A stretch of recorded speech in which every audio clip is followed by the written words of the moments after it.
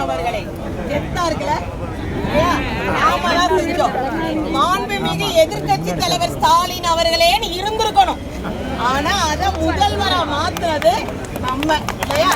ஒருவேளை எதிர்கட்சி தலைவர் ஸ்டாலின் அவர்களாக இருந்திருந்தா இன்னைக்கு உங்களுக்கு 4 நாளைக்கு ஒருக்கா 40 அறிக்கை வந்திருக்கும். டிபிஎஸ்க்கு வந்திருக்கும், டிஏக்கு வந்திருக்கும், சரண்டருக்கு வந்திருக்கும், எல்லாத்துக்கும் ஒரு அறிக்கை வேற வந்திருக்கும்.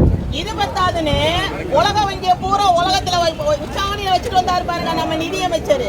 அவர் என்ன பண்ணிருப்பாருன்னா அவரை நம்ம டோட்டலா மிஸ் பண்ணிட்டோம். இவங்க எதிர்கட்சியில இருந்திருந்தாங்கன்னா அவர் உங்களை பார்த்து என்ன சொல்லிருப்பாரு தெரியுமா? நீங்க ஒரு ஜிபிஎஃப் கிடையாதுங்க, 2 ஜிபிஎஃப்க்கு நீங்க எலிஜிபிள், நீங்க வாங்கிடலாம், உங்களுக்கு நான் போட்டு தரேன் பாருங்க கணக்குன்னு நீங்க அந்த ஆள் கொடுத்துருப்பாரு. நாம அதை வாங்கிட்டு அந்த ஆளை கொண்டு போய் அரசவையில உட்கார வச்சிருக்கணும். இப்ப பண்ண தப்பு இப்ப ஒண்ணும் இல்ல, பிப்ளிகா பிப்பாடி போயிட்டு வா அப்படின்னு அவர் சொல்லிட்டு இருக்காரு. இதுதான் நாம செஞ்ச தப்பு இல்லையா? அப்ப எதிர்கட்சி தலைவரா இருந்திருந்தா ஒருவேளை நம்மளுடைய அறிக்கைகள் எல்லாம் நல்லபடியாக இருந்திருக்கும். இன்னைக்கு நம்மள சந்திச்சிருப்பாரு ஸ்டாலின் அவர்கள், நான் இருக்கேன் அப்படின்னு சொல்லியிருப்பாரு இல்லையா? அதோட கொடுமை என்னன்னா காலையில ஆட்டி வச்சுட்டு வந்த மாவு வேற புளிக்கல.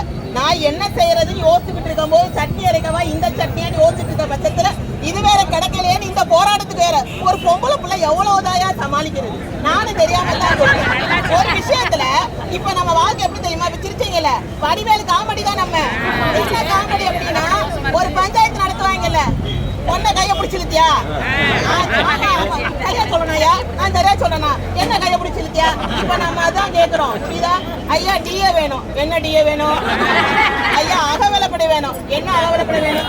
நான் சரியா சொல்லணும்யா. ஐயா ஜிபிஎஸ் வேணும், என்னது ஜிபிஎஸ்? அந்த வார்த்தை எனக்கு பிடிக்காது. இதுதான் நம்ம நிலைமை, இதுதான் உண்மை. இதை மாற்றி எழுத வேண்டிய பொறுப்பு நம்ம கையில இருக்கு. அதோட கொடுமை என்ன, எனக்கு 2 நாளைக்கு முன்னாடி இந்த அகவிலப்படை அறிவிச்சோடனே மக்கள் ரொம்ப புலகாங்கி அடைஞ்சிட்டாங்க. ஒண்ணுமே கிடையாது, அதுல நம்ம உரிமைங்க, அது நம்ம கேக்கு நம்ம கொடுத்த ஆகணும் அந்த ஆளு. இதுல இவங்க எல்லாம் அறிவிச்சு எனக்கு என்ன பயம் இருந்துச்சுன்னா, நன்றி அறிவிப்பு மாநாடு ஒண்ணு நடத்திடுவாங்களோ நானே பயந்து உள்ள புதுசெல்லாம் விட்டு போட்டு மெட்ராஸ்க்கு போன ஒரு ஆள் நானும் தான். மாநாடு போய் நீங்களு இவ்வளவு அண்ணன் அமைச்சு கேக்குற உங்களுக்கு 5 பைசா கூட என்னால கொடுக்க முடியாது என்னது அப்படின்னு சொல்லிட்டு அம்புட்டு பேர் வீட்டுக்கு வந்தோம் இல்லையா? அது மாதிரி எதுவும் நடந்துருமோன்னு கொஞ்சம் பயமா இருந்துச்சு.